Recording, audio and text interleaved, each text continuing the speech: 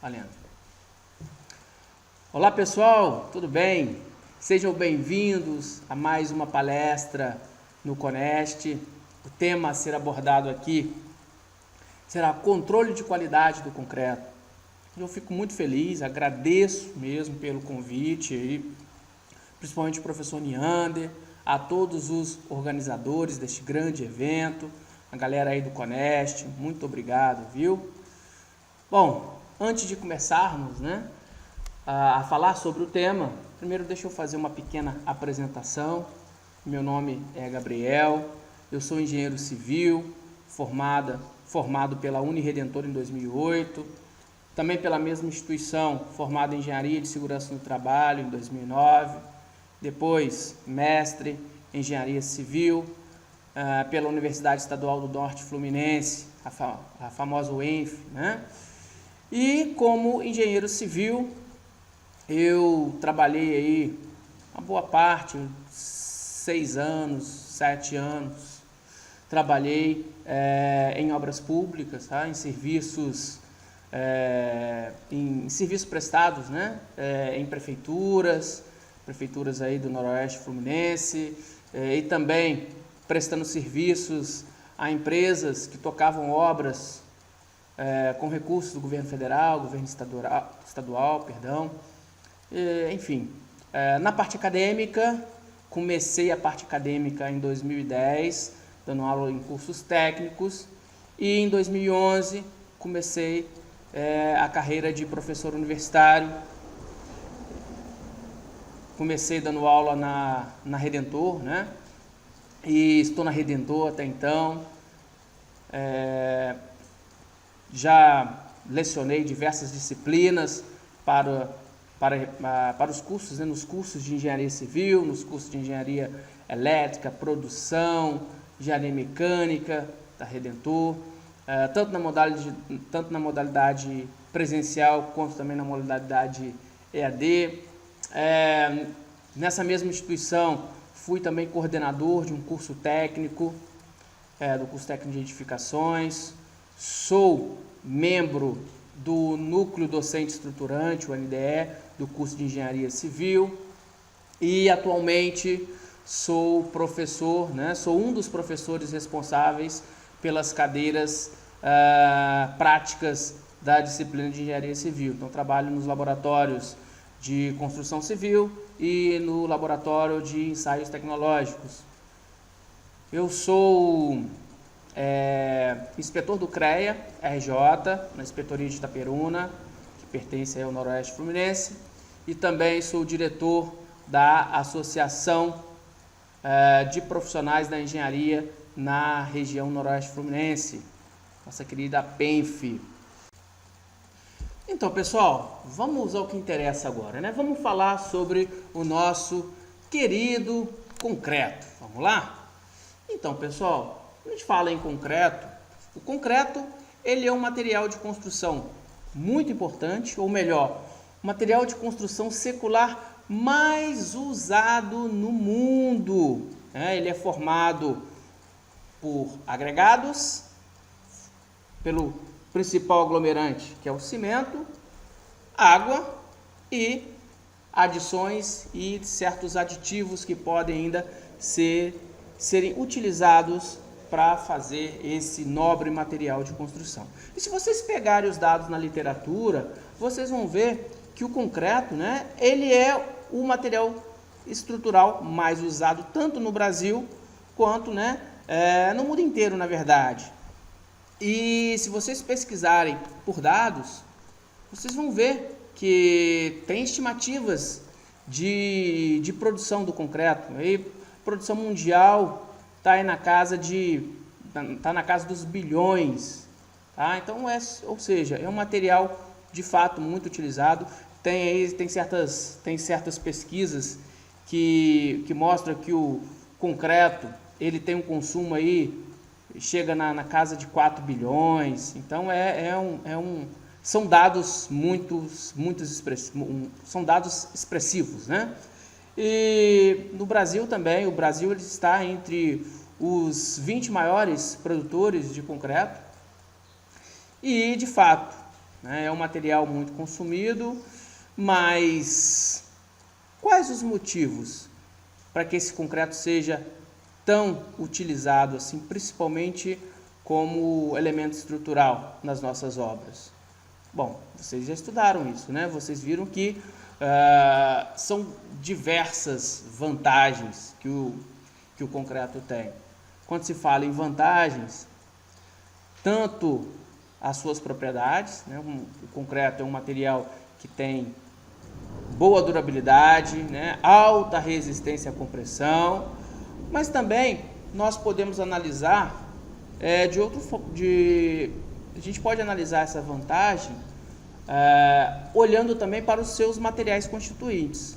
Se vocês pegarem e analisarem a matéria-prima, vocês vão ver que a matéria-prima do concreto é constituída de quê? De materiais, né? Os agregados são naturais, materiais pouco sofisticados, materiais que normalmente, né, são disponíveis em grandes quantidades em diversas regiões do nosso país. Eles são fáceis de serem estocados.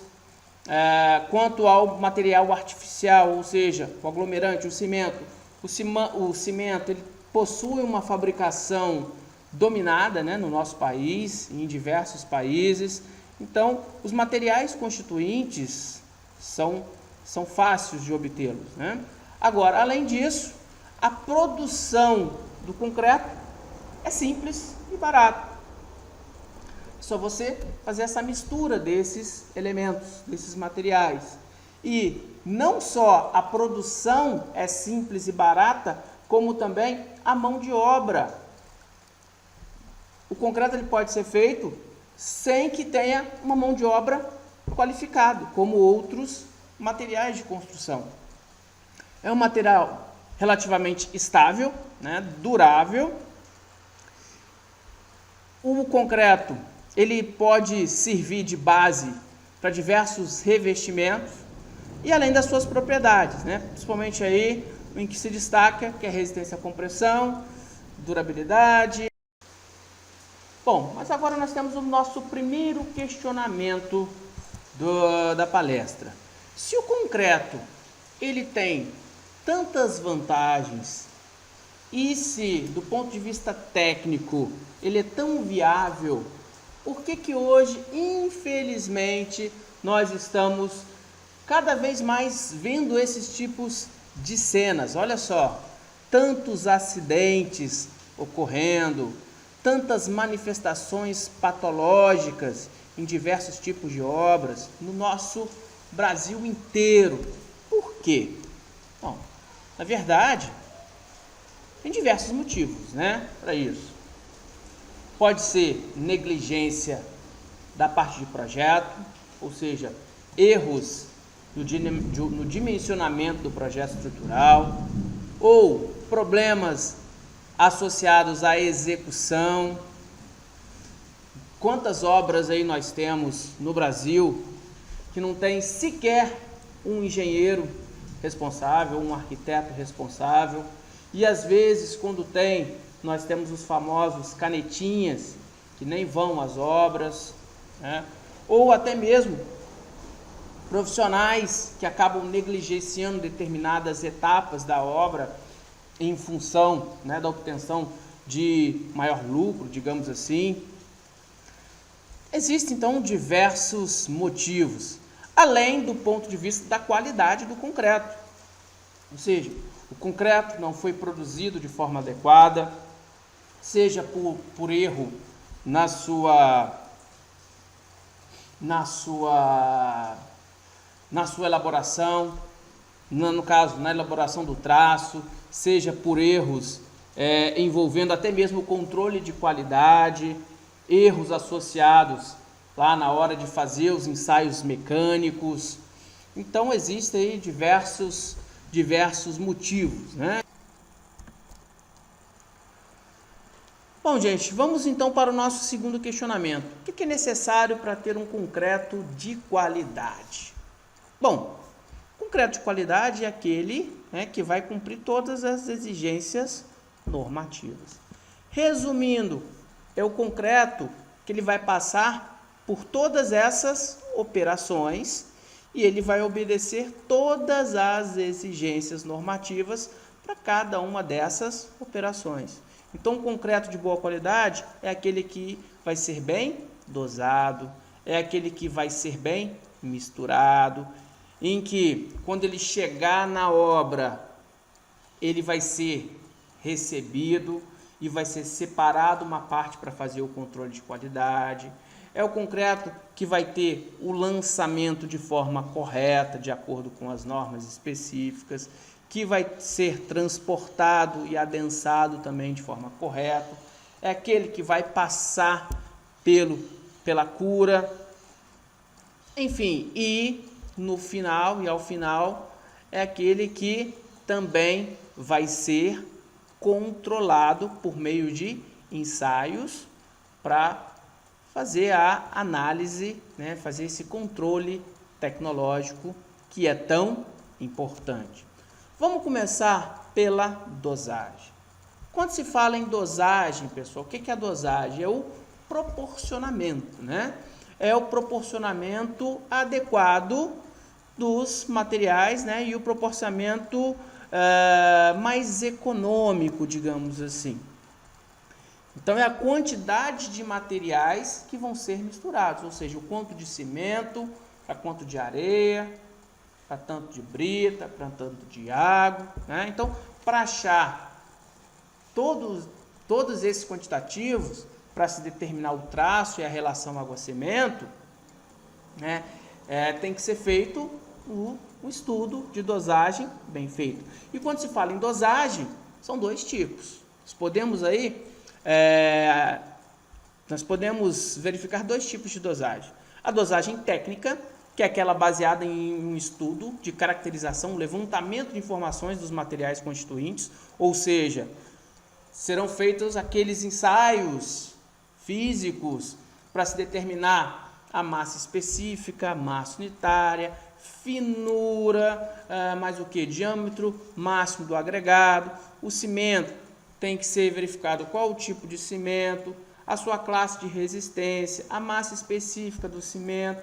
Ou seja, tem que fazer todos aqueles ensaios para pegar essas informações, para, dependendo do método de cálculo adotado, para se obter o quantitativo de cada material para determinar o traço, beleza?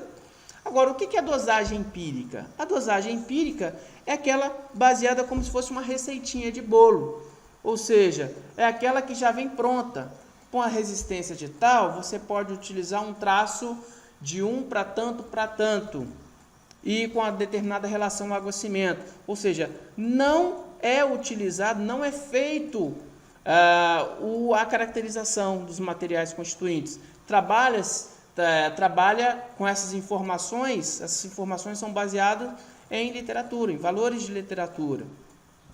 Então, ele não leva em consideração a variabilidade das fontes desses materiais, que cada local ele vai ter um tipo de agregado e você vai ter uma finura diferente, uma massa específica, massa unitária diferente. Então, a dosagem empírica não leva isso em consideração. E atualmente é inconcebível, né, você aplicar esse tipo de dosagem em um concreto, principalmente um concreto estrutural. Aqui nós temos as principais informações relacionadas à dosagem, os requisitos para a dosagem.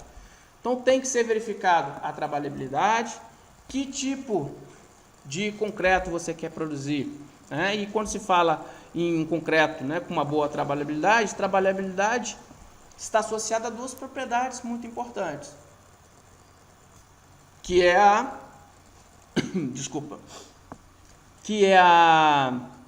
a consistência e a coesão. Quando se fala em consistência, está relacionado à fluidez do concreto, né? Ou seja, um concreto, né, com maior fluidez é aquele que vai ter um menor atrito entre os seus materiais constituintes. Então, um concreto mais fluido é um concreto que tem uma alta relação água-cimento ou uma relação água-cimento, né, baixa, mas com o acréscimo de um aditivo plastificante. E também a coesão, que está relacionada à trabalhabilidade. A coesão é a capacidade que o concreto tem de manter a sua homogeneidade sem que haja a segregação, né? Sem que os agregados se dispersem. Além da trabalhabilidade, outro requisito importante é a resistência físico-mecânica, principalmente a resistência à compressão. Qualquer tipo de concreto, qualquer tipo de obra tem que ter pelo menos tem que ser determinado pelo menos a resistência à compressão. Lógico, dependendo do tipo de aplicação, né, podem ser necessários aí a determinação da resistência à tração, à flexão, a resistência, né, o desgaste por abrasão, mas pelo menos a resistência à compressão. E, além disso, né, dependendo do meio, da classe de agressividade do meio, tem que ser confeccionado um concreto menos poroso, menos permeável, e aí isso vai estar relacionado à classe de agressividade, vai estar relacionado ao tipo de cimento também que vai ser usado, e, lógico, a dosagem também está associada ao custo, até porque quanto maior a quantidade de cimento, mais caro, né, vai ser para produzir esse concreto. Enfim, vamos agora para a resistência da dosagem do concreto. Sobre esse assunto, a NBR 12.655, ela que teve a última atualização em 2015, ela traz o seguinte, que a resistência à compressão média do concreto, ela vai ter que ser calculada pegando o FCK, e acrescentando mais um valor em MPa. Esse valor em MPa, ele vem da onde? Olha só, essa constante 1,65 multiplicado pelo SD, que é o desvio padrão da dosagem. Bom, por que é utilizado essa fórmula? Essa fórmula é utilizada porque a resistência do concreto que está sendo produzido, ela tem que ser maior do que o FCK, porque a resistência, né, característica do concreto que é determinado lá pelo projetista. Então, é acrescentado um valor aqui, que é o desvio padrão, e aí dependendo das condições de controle da produção desse concreto, você vai ter um desvio padrão maior ou menor. No caso, olha só o que a norma diz. Quando o desvio padrão é 4, nós temos aí uma condição A. O que seria uma condição A de desvio padrão? São concretos produzidos com classe de resistência de C10 até C80, ou seja, FCK entre 10 e 80 MPa. Tá? Quando que você pode considerar esse desvio padrão igual a 4?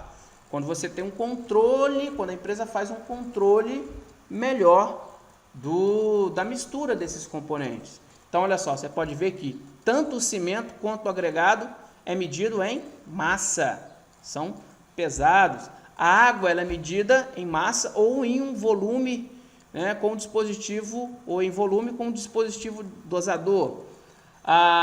São feitas determinações da umidade, para verificar a umidade, para fazer o desconto da umidade, para verificar o inchamento da areia.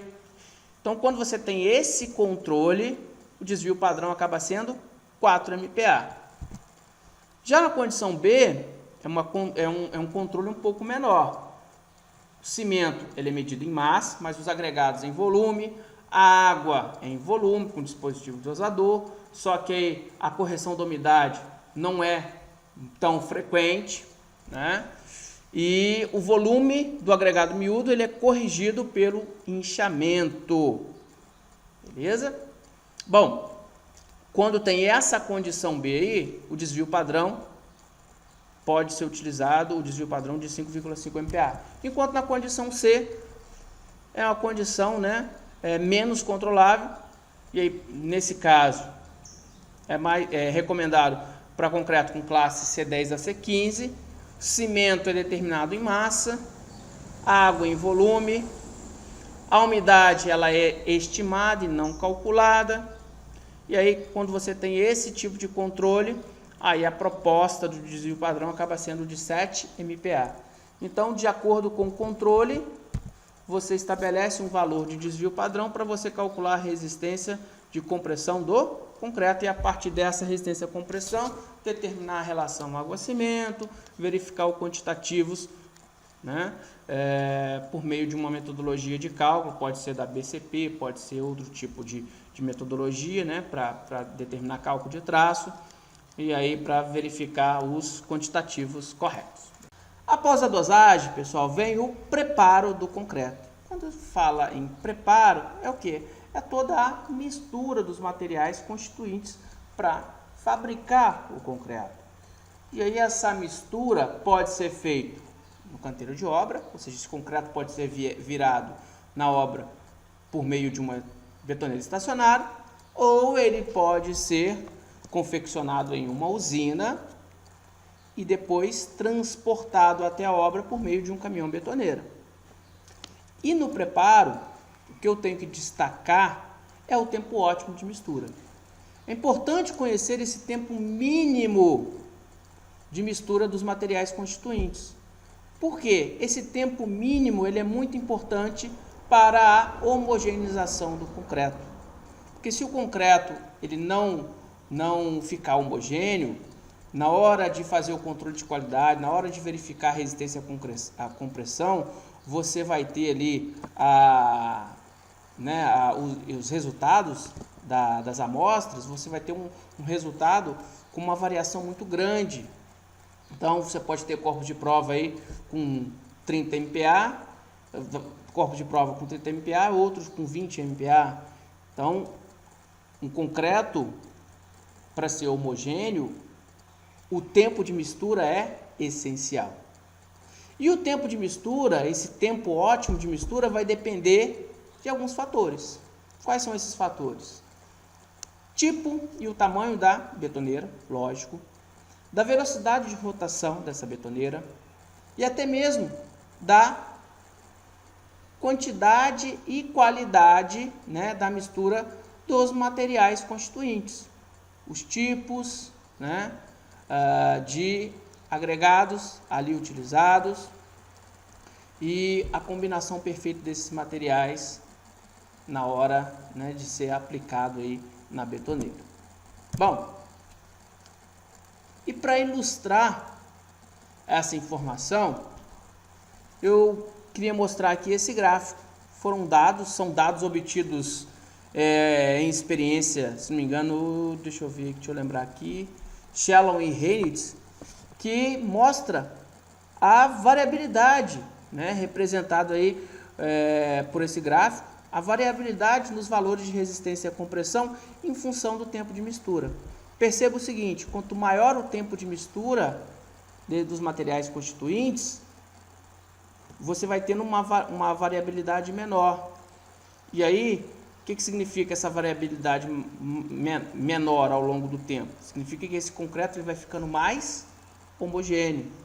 Isso pode ser confirmado também na segunda figura. A segunda figura mostra os coeficientes de variação desses resultados, do mesmo ensaio em função do tempo. Então, note, olha só, o coeficiente de variação, ó, ele estava praticamente a 40% nesse tempo de mistura, e à medida que esse tempo de mistura foi aumentando, olha só o coeficiente, olha só a variação, né? Então, é muito importante obter esse valor, esse tempo ótimo de mistura. Bom, um outro critério que tem que ser analisado também, depois do preparo, tem o recebimento do concreto. Esse recebimento é importante, isso eu vou falar mais no finalzinho da nossa palestra, beleza? Bom, depois da mistura, vamos ao transporte. Existe uma norma que é a 14.931, de 2004, que trata sobre esse assunto. Inclusive, essa norma ela está em revisão nesse momento, tá?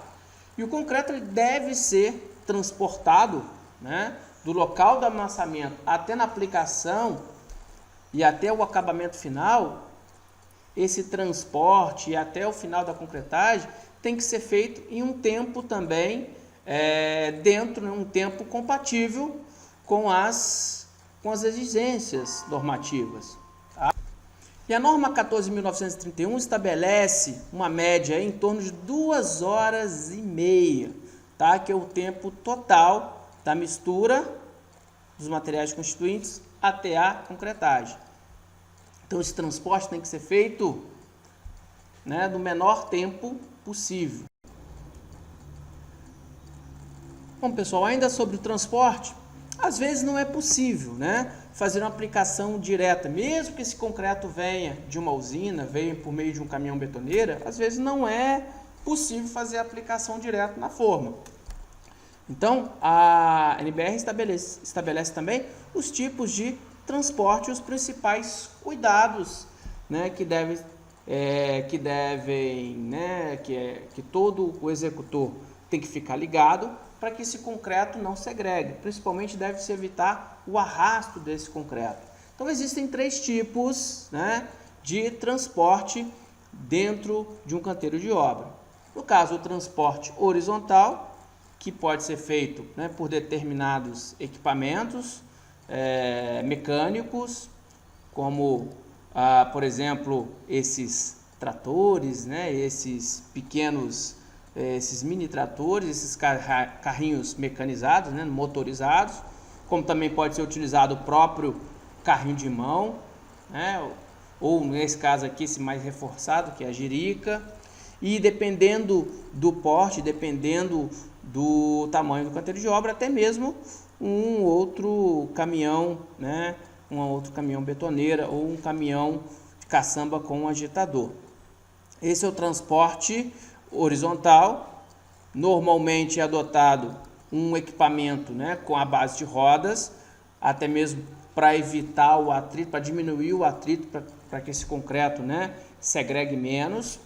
Além do transporte horizontal, tem também o transporte vertical, que é feito, né, com o uso de elevadores, guinchos, caçambas, né, gruas, e também o transporte inclinado, o inclinado, que é feito por calha, por esteira, enfim, ou por um sistema similar. E o que diz a norma sobre o concreto bombeado? Concreto, né, transportado por meio de uma mangueira, por meio de um duto, essa mangueira também, o diâmetro dela tem que ser compatível com o tipo, né, com o tamanho o diâmetro dos particulados ali dentro, principalmente do agregado graúdo. Então, olha só o que diz a norma, vou até ler aqui para vocês. Ó. No caso de concreto bombeado, o diâmetro interno do tubo de bombeamento deve ser, no mínimo, 4 vezes o diâmetro máximo do agregado. O sistema de transporte deve, sempre que possível, permitir o lançamento direto nas formas, evitando o uso de depósitos intermediários. Quando estes forem necessários, no manuseio do concreto devem ser tomadas precauções para evitar a segregação. Está lá na NBR 14.931 de 2004. Seguindo, vamos para o lançamento. Antes do lançamento, tem que ser removido qualquer tipo de resíduo, qualquer tipo de detrito da forma, e aí sim lançado esse concreto de forma mais homogênea possível. Esse lançamento tem que ser feito de uma forma muito cuidadosa, tem que ser feito também obedecendo o tempo limite, né, o tempo mínimo. No caso, após a pega do concreto, não pode ser mais lançado, isso é lógico, né? A fórmula tem que ser preenchida de uma maneira uniforme, né? Evitar lançamentos aí em pontos concentrados para evitar a deformação dessa forma.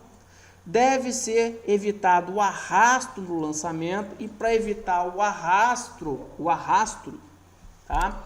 Esse arrasto, perdão, ele pode ser evitado utilizando dispositivos para minimizar, tá? Essa movimentação. E olha só, o que pode ser usado? Pode ser utilizado funil, calha, anteparos metálicos, para que esse concreto possa cair o mais vertical possível.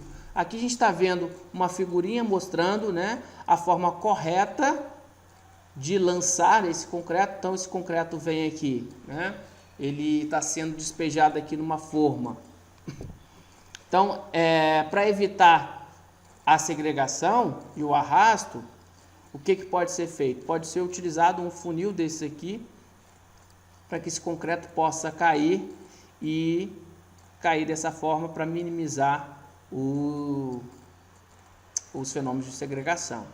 Bom, outra coisa importante também, e a norma diz muito sobre isso, que é a altura de lançamento. A partir de 2 metros de altura, para esse concreto ser lançado, tem que ser tomado alguns cuidados. Porque quando esse concreto é lançado de uma certa altura, se for muito alto, esse concreto vai bater, ele vai descendo, como vocês estão vendo aqui nas figuras, e à medida que ele é jogado, ele vai batendo nas paredes dos moldes, e ele chega embaixo, e devido a esse atrito, devido a esses vários impactos, ele acaba segregando. Então, o certo é utilizar dispositivos para tentar minimizar isso, usando funis, calhas, trombas, como eu falei, como é o caso aqui dessa figurinha. E quando tem uma bomba, quando tem um mangote desse para despejar o concreto, é interessante também colocar esse mangotezinho até aqui no final, para que esse concreto não seja lançado aqui em cima no molde, principalmente aí em peças mais esbeltas, formas mais esbeltas, como por exemplo pilares. Então, para evitar exatamente esse fenômeno, esses impactos, para diminuir a segregação e o arrasto do concreto. Aqui uma outra forma também, aqui tem por exemplo, uma forma inclinada, e esse concreto está vindo de uma calha, e aí para diminuir o arrasto, para diminuir a segregação, pode ser colocado um anteparo aqui, para que esse concreto caia mais perpendicular possível em relação a essa superfície aqui. Beleza? Bom, depois do lançamento, esse concreto ele tem que passar por um adensamento, ou seja, para ele ficar mais homogêneo, ele tem que ser vibrado para diminuir o número de vazios dentro dele. Então a norma 14.931 também fala de alguns cuidados que o executor tem que ficar atento, né? Primeiro, a espessura da camada de concreto. Então, é lançada uma camada de concreto e essa camada tem que ser homogênea. Então, dependendo do tipo de vibrador utilizado, se for, por exemplo, o vibrador por imersão, a agulha desse vibrador tem que ser penetrada, né? E tem que ser imersa, né? 3/4 dela tem que ficar imersa no concreto. E inclusive a ANBR ela também apresenta cuidados relacionados ao posicionamento desse tipo de vibrador. Então olha só o que a ANBR ela diz. Utilizar o vibrador de preferência na posição vertical, como vocês estão vendo aí na figurinha da esquerda, essa daqui, né? Vibrar o maior número de vezes, né? Ou melhor, o maior número de pontos ao longo da peça, né? Com atenção aos cantos e às arestas, para evitar formação de vazios nesses pontos e que tem um acúmulo de tensão maior, né? Retirar lentamente o vibrador mantendo ligado. Não pode deixar o vibrador entrar em contato com a forma. Não vibrar além do necessário, porque senão pode acontecer o contrário, né? Ao invés de deixar homogêneo o concreto, esse concreto vibrado demais, as partículas mais grossas tendem a se separar das mais finas, e aí o agregado graúdo vai tudo lá para baixo e a pasta e o agregado miúdo fica mais na parte de cima. E também para evitar também a exsudação. Quando você tem uma vibração muito alta, tem esse fenômeno da segregação, da dispersão dos materiais constituintes, e a água tende a aflorar na superfície, na parte de cima ali do concreto. Então tem que ter esses cuidados na hora do adensamento. E por fim a cura, né? A cura é um conjunto de medidas que tem por objetivo, né? O objetivo principal dela é evitar a perda de água de evaporação, né? No concreto ali nos primeiros dias, né? Água necessária para as reações de hidratação do cimento. Todo elemento estrutural com superfície exposta tem que passar pela cura. E essa cura, de acordo com a NBR 2655, ela é obrigatória até a peça chegar a uma resistência de 15 MPa. Após isso, está livre, né? Simbora, pessoal, agora vamos para o controle de qualidade do concreto. Bom, antes do concreto ser lançado na forma, uma quantidade desse concreto tem que ser separado para ser feitos ensaios deste material, para verificar então como que está a sua propriedade no estado fresco, ou seja, para ver se ele está com a consistência, com a trabalhabilidade correta, e para verificar a sua resistência mecânica. Então, olha só, o que diz a norma? No mínimo, tem que ser analisado 2 parâmetros fundamentais, que é a verificação de trabalhabilidade, que é feito pelo ensaio de consistência, né, o ensaio de abatimento de tronco de cone, ou também chamado de slump test, o nosso famoso slump test, e a determinação da resistência mecânica. Resistência mecânica por meio de confecção de corpos de prova, que no caso a norma brasileira de resistência à compressão pede aí para ser utilizado um molde cilíndrico, né? Bom, então sobre esses 2 parâmetros que nós vamos estudar agora, baseado na NBR 2655. Mas antes, deixa eu comentar uma coisa com vocês. Também na mesma norma, nessa mesma NBR, se fala o seguinte, que esse controle de qualidade, na verdade, tem que ser feito 2 tipos de controle. O controle de produção, que são os ensaios que devem ser feitos lá na usina, é quando a pessoa compra um concreto de uma usina e esse concreto vem, né, por meio de um caminhão basculante, de um caminhão betoneira.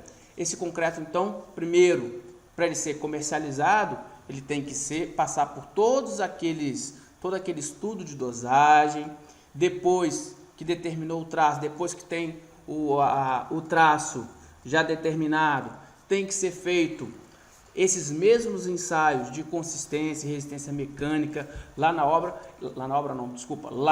empresa. Então, lá na usina, tem que ser feito um controle de qualidade separado, que é o controle da própria empresa, que ela que é a responsável por oferecer esse concreto. Agora, independente do controle da empresa, na obra tem que ser feito também um controle do recebimento desse material.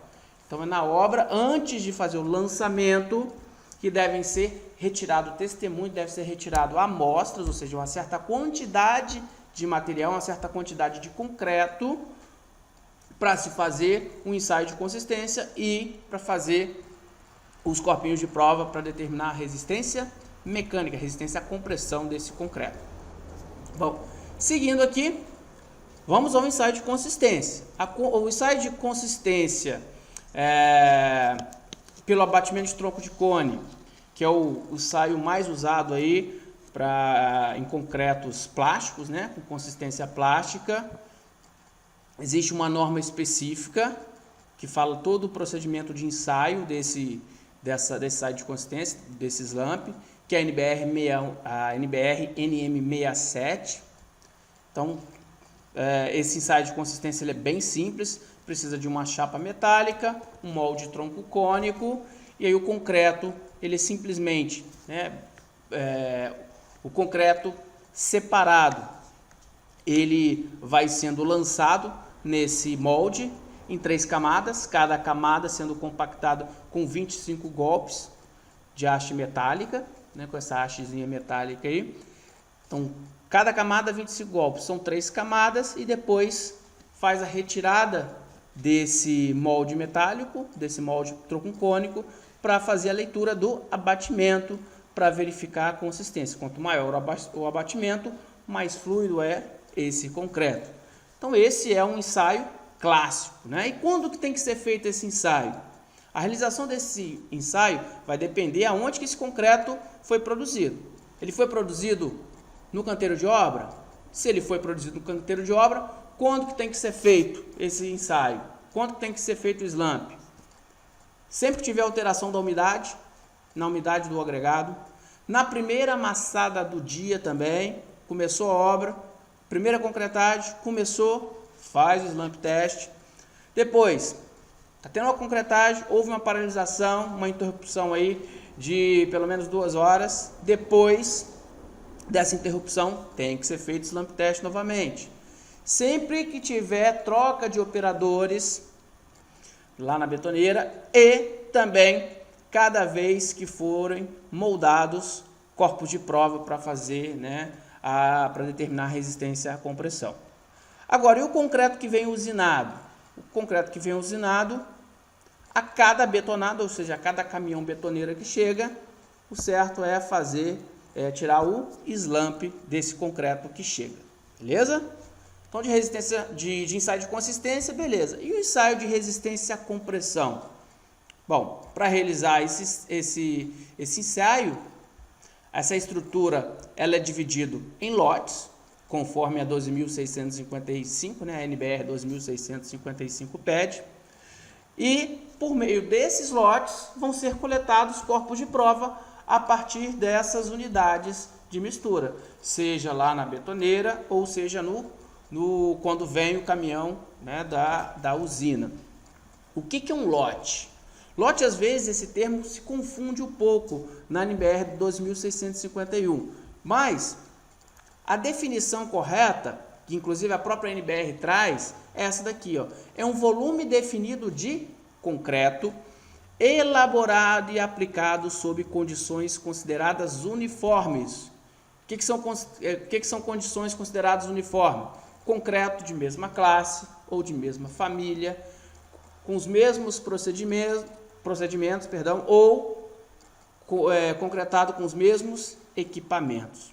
Basicamente o seguinte, é uma estrutura, a estrutura que tem que ser construída. Essa estrutura é dividida em pedaços, em trechos. Esses trechos são esses lotes. E cada lote vai ter, né, vão ser extraídos um determinado quantitativo de material para fazer os ensaios. Ou seja, vão ser retirados os exemplares. E cada exemplar vai ter que ter no mínimo 2 corpinhos de prova. A gente vai ver daqui a pouquinho esse esquema, tá? Antes disso, vamos continuar falando sobre essa amostragem. Só que agora eu queria só mostrar para vocês que tem uma outra norma também, um pouco mais antiga, que é a NBR-NM 33 de 1998, que ela traz essas informações aqui, ó. As amostras devem ser coletadas aleatoriamente durante a operação de concretagem. Qual é o volume que essa norma pede? Ela pede uma quantidade necessária para que possam ser feitos todos os ensaios, né? Todos os ensaios previstos. Então, essa quantidade, o volume de amostra é sempre o quantitativo total mais a metade, ou seja, é 1,5 vezes X, né? Vezes a quantidade necessária para ser feito. E, no mínimo, um volume de 30 litros, tá? É o que a norma, que é essa norma NBR NM33 pede.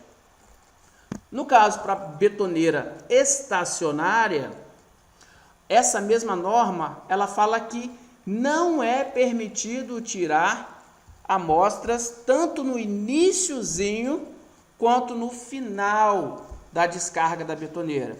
Então, olha só, o concreto está sendo feito na betoneira. Então, na hora de fazer essa extração, a primeira massa de concreto, ela é descartável. Pega a quantidade, né, pega, entre aspas, a quantidade do meio, né? Então, ou seja, entre 15% a 85%. A amostra deve ser coletada cortando completamente o fluxo de descarga. Então, você está descarregando a betoneira.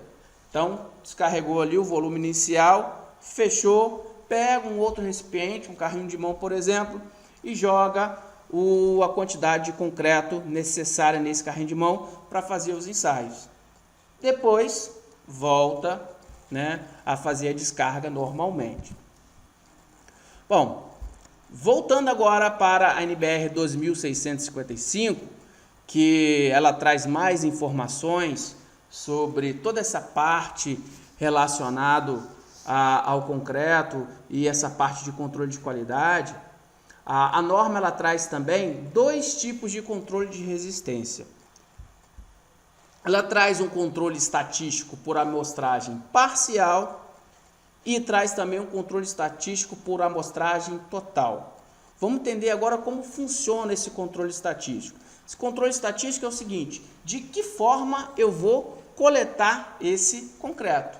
Basicamente isso, ou seja, tem um lote lá, quanto que eu vou ter que pegar? Quantos corpos de provas são necessários? Então vamos lá, vamos começar pelo controle estatístico por amostragem parcial. Então você tem uma estrutura a ser concretada e aí você tem um lote, né? Então você precisa concretar um pedaço lá da estrutura que corresponde a um lote. Vamos supor que para fazer essa concretagem de toda essa estrutura são necessárias essa quantidade toda de caminhões que vocês estão vendo, ó. 1, 2, 3, 4, 5, 6, 7, 8, 9 caminhões, né? Então o que acontece? Pelo controle estatístico por amostragem parcial, não são ensaiados todos os caminhões que chegam. Todos os caminhões que chegam, quando você pega a quantidade de concreto de todos os caminhões que chegam, isso é um controle estatístico de amostragem total. A amostragem parcial não. Dentro de todos esses caminhões que chegam, você pega aí um caminhão ou 2 caminhões. Então você pega um número X de exemplares. Tá? Cada caminhão desse vai ser um exemplar. E o que é um exemplar? Exemplar é uma quantidade de concreto que você tira, nesse caso está tirando do caminhão, tirando da betoneira, tá? Para formar 2 corpos de prova. Beleza? Isso é o exemplar, que fala lá na NBR 2655. Tá bom? Então funciona dessa forma. Só que é o seguinte: Gabriel, mas quanto que eu tenho que pegar aqui? E qual é de um volume todo, no caso desse lote, como que funciona? Eu tenho que pegar quantos exemplares? Ou quantos metros cúbicos de concreto pode ter um lote? Pode ser a estrutura toda? Pode ser só um lote? Não. A própria NBR também estabelece valores máximos para isso, tá? Então, olha só. No caso, para volume de concreto, olha só o valor máximo para a formação de um lote. Para cada um lote, olha só, volume de concreto, 50 metros cúbicos, tá? Para fazer, né, compressão ou compressão e flexão. E flexão, se for só fazer ensaio de flexão simples, 100 metros cúbicos são necessários. Número de andar, então eu posso pegar o prédio inteiro e colocar como um lote? Não. No mínimo, um lote por andar. Beleza? E também está relacionado ao tempo de concretagem. Beleza? Associado a cada 3 dias de concretagem, pelo menos um lote. Tá bom? Isso quando eu faço esse controle por amostragem parcial, beleza? Bom, essas amostras devem ter no mínimo, aí vem, olha só a quantidade, hein? Então, essa amostragem toda de um lote, tem que ter quantos exemplares? Bom, se o concreto estiver dentro do grupo 1, ou seja, com classe de resistência até 50 MPa, né, concreto de C50, aí são necessários 6 exemplares. Lembrando que cada exemplar tem que ter no mínimo 2 corpinhos de prova. Agora, se tiver um concreto do grupo C2, que é uma classe de resistência superior, né, a 50 MPa, aí são necessários 12 exemplares. No mínimo, tá? No mínimo 12 exemplares. E olha só, atenção pessoal, olha o que diz a norma. Vamos lá. Vamos entender como que funciona para lotes representados por uma amostra com um número de exemplares maior ou igual a 20. Bom, para um número de exemplares maior do que 20, você tem que usar essa formulazinha aqui, ó, para determinar a resistência do concreto, a resistência característica do concreto estimada, tá? Ou seja, você vai pegar a resistência da compressão média, você vai pegar a resistência à compressão média e subtrair, olha só, 1,65 vezes SD. O que é esse SD, pessoal? Esse SD é o desvio padrão, que ele é calculado por essa formulazinha aqui, ó. Então, SD vai ser igual a raiz quadrada de 1 menos N, que é o número de exemplar, multiplicado aí pelo somatório da resistência de cada exemplar, né? No caso da resistência, né, do exemplar, menos a resistência média. Então, faz o somatório de cada exemplar, você pega a resistência desse exemplar, e subtrai com a resistência média, vai fazendo esse somatório para achar o desvio padrão. Achou esse desvio padrão, calcula a resistência média desse lote. Beleza? Bom, agora, e para um lote com esse número de exemplares aqui, ó, de 6 a 20, aí o cálculo deve ser utilizado, ó, o cálculo tem que ser utilizado esse aqui, ó. Esse cálculo tem que ser utilizado, que é a resistência de compressão, né? A resistência característica de compressão, ela estimada vai ser igual a 2 vezes F1 mais F2 mais F3 mais F até FJ, até no caso Fm-1. O que é isso? F1, F2, F3 são os valores de resistência à compressão de cada exemplar. Gabriel, mas como é que faz para calcular essa resistência de cada exemplar? Lembra que eu falei que cada exemplar tem que ter 2 corpinhos de prova? Qual que é a resistência desse exemplar? A norma diz que essa resistência é a maior, tá? Então, tipo assim, cada exemplar você tem 2 corpinhos de prova. Então, se você tem 2 corpinhos de prova, então A e B, por exemplo, A deu 25 e o B deu 24. Você pega 24, alguma coisa. Você pega sempre o maior, tá bom? Só que é o seguinte, essa formulazinha você usa, você tem que pegar. Notem que essa fórmula aqui não tem desvio padrão. Não tem desvio padrão, tá? Por que não tem o desvio padrão?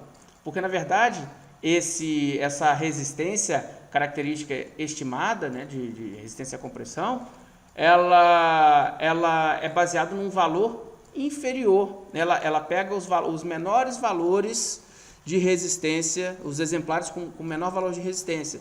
Por quê? Olha só, notem o seguinte, F1, F2, F3, F4 não são os valores de resistência à compressão desses exemplares na ordem crescente? Então você pega, teve um exemplar que deu 20, o outro deu 20,3, o outro deu, então você coloca em ordem crescente. Agora, o que é Fm-1? O que é esse M aqui? Ó? M é o número de exemplares dividido por 2. Então, você coloca as resistências em ordem crescente até o exemplar Fm-1. Dividido por M-1 menos Fm. Você calcula essa resistência e depois, essa é a primeira condição. Depois você tem que comparar com a segunda condição, que o valor de F1, ou seja, que o exemplar de menor valor, menor resistência, ele multiplicado por esse coeficiente aqui, que é tabelado lá na norma 12.655, esse coeficiente multiplicado pela resistência a compressão a menor resistência à compressão do exemplar, esse valor aqui, ó, esse FCK, ele tem que ser maior do que essa multiplicação, para que seja aceito aí esse ensaio. Bom, isso quando você tem um controle estatístico por amostragem parcial. Quando você não tem um controle total, quando você não faz isso com todos os corpinhos de prova. Isso é muito interessante fazer com que tipo de obra? Principalmente quando você tem aí um elemento estrutural que tem que ser construído, né? Que tem uma grande quantidade de concreto e, por exemplo, você está fazendo esse concreto na obra, então está utilizando uma betoneira estacionária. Então, se você tiver que tirar um exemplar para cada betonada, fica muito complicado. Então, por isso que é mais indicado nessas situações, tá? Quando você faz o concreto no próprio canteiro e principalmente em elementos em que, para você concretar todo o elemento, todo o lote, você tem que fazer várias betonadas. Imagine só fazer um controle estatístico por cada betonada. Então, por isso que se faz o controle estatístico por amostragem parcial e por amostragem total. Aí, pessoal, são divididos em lotes, tá? E basicamente, cada caminhão betoneira é um lote. Basicamente isso. E mais, para cada caminhão betoneira é extraído uma quantidade X de concreto. Essa quantidade X essa quantidade X é exatamente aqui o exemplar. Opa, voltei. É exatamente o exemplar, né? E esse exemplar, no mínimo 2 corpinhos de prova. Beleza? Agora, como é que faz para calcular essa resistência? Muito simples. O que diz a norma? O valor da resistência característica à compressão do concreto, ele vai ser estimada por essa igualdade aqui, por essa equaçãozinha. O FCK estimado vai ser igual o valor da resistência daquela betonada, ou seja, daquele exemplar. Então, o FC seria o quê? FC betonada é o valor da resistência à compressão do exemplar que representa o concreto daquela betonada. Beleza? Então, deu para sacar? O que é um exemplar mesmo? O exemplar, ele é a quantidade de concreto que você pega, suficiente para moldar o quê? 2 corpos de prova. Ok?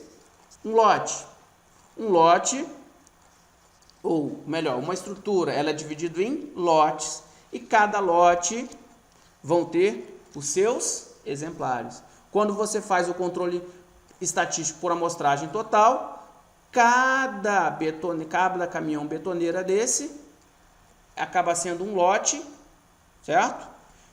E cada lote você vai extrair um exemplar contendo 2 corpos de prova. Quando você não tem esse controle rigoroso para cada caminhão que chega, aí você faz o controle estatístico por amostragem parcial, como nós vimos agora há pouco. Beleza? Então, olha só. Vamos seguindo conformidade dos lotes. Os lotes de concreto, no caso de amostragem parcial, e os exemplares, no caso de amostragem total, devem ser aceitos quando, olha o que diz a norma, ó, quando o valor estimado da resistência característica, ou seja, que você calculou, ou o valor de cada exemplar de uma amostragem a 100%, atender à resistência característica do concreto à compressão especificado no projeto estrutural. Ou seja, tem que ser maior. Beleza? Então, olha só. Os valores de resistência à compressão ficando dentro dos padrões estabelecidos pela norma, ok. Esse concreto, então, está dentro, está tudo, né, nos conformes, digamos assim, enfim, né, você pode ficar tranquilo aí nesse quesito. Bom, tem outros detalhes também que a gente pode citar aqui, mas não adianta nada você passar por tudo isso que nós falamos, fazer uma amostragem correta, mas se os seus valores de resistências ficarem, né, duvidosos. Só para fechar esse tema, pessoal, sobre resistência à compressão, nós temos aqui também uma listagem dos fatores determinantes aí que podem alterar os resultados da resistência à compressão. Então, a resistência à compressão, esse ensaio é feito no laboratório, lógico, em que é necessário uma prensa. Essa prensa vai aplicar o carregamento, a força aplicada dividido pela área de contato, nós temos o valor da resistência de cada corpinho de prova, lembrando que entre dois, no caso, em um exemplar, são 2 corpinhos de prova, o corpinho de prova com maior resistência à compressão, você pega como sendo a resistência daquele exemplar. Mas vamos lá, quais são as condições que devem ser verificadas, o que deve ser verificado em um ensaio? Primeiro, a geometria e as dimensões dos corpos de prova. Nós temos aí diversos trabalhos já publicados em que provam que a geometria e as dimensões dos corpos de prova alteram os resultados. Por isso que dependendo do molde, dependendo do tamanho do seu corpo de prova, você tem que multiplicar por um fator de correção. Grau de compactação do corpo de prova também. Aí vem a importância do responsável por esse ensaio ser um técnico experiente e que possa ser uma pessoa só fazendo o ensaio. Também pode dar valores diferentes quando você tem uma pessoa, né, começou a fazer um ensaio uma pessoa, aí troca e outra pessoa vai e termina um ensaio. Ou analisando um lote, né, um lote, quando mais de uma pessoa acaba fazendo os ensaios de um mesmo lote. Então pode ter aí pequenas variações aí nas leituras, nas resistências, até porque cada um aplica o adensamento, por exemplo, do molde de uma forma.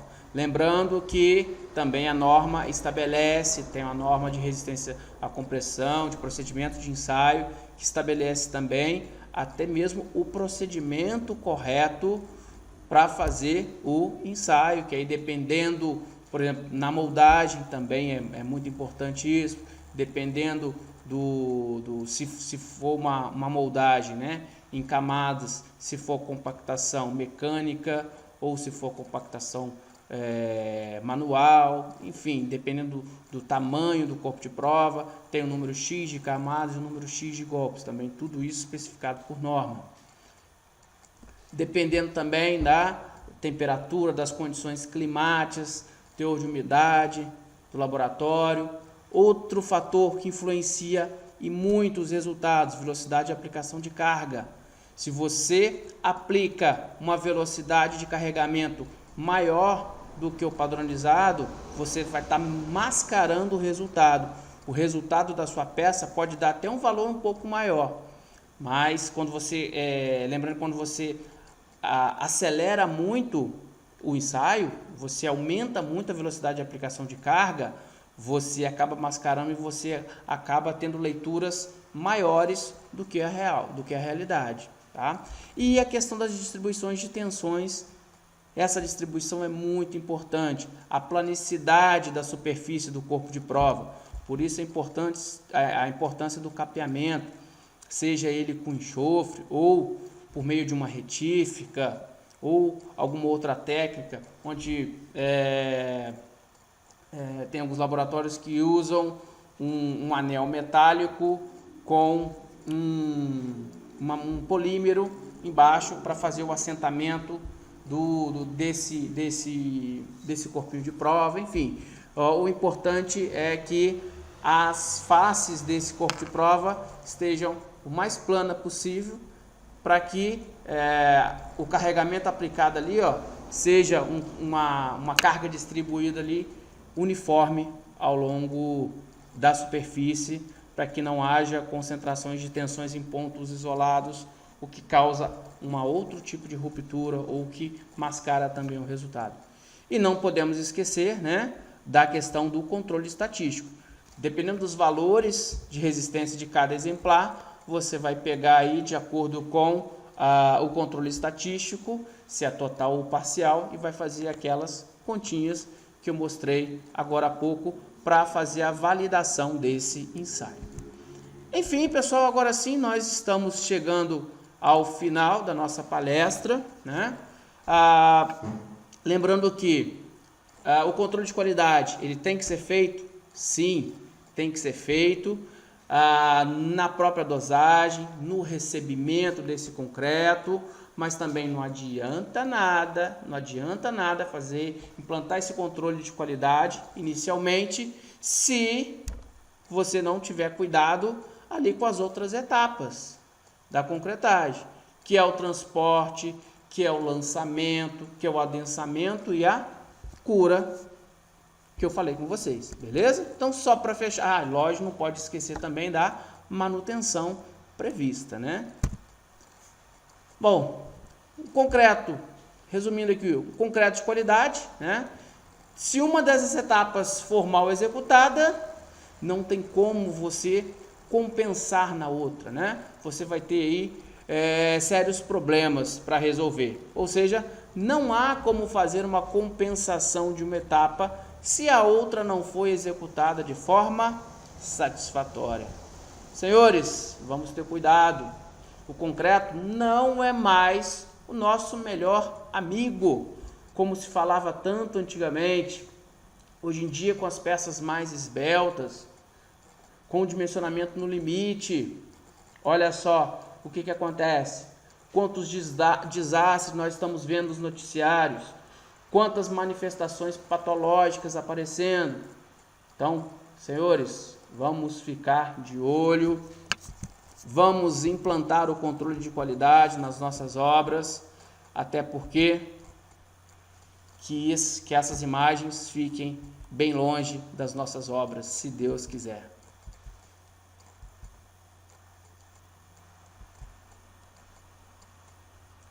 É isso.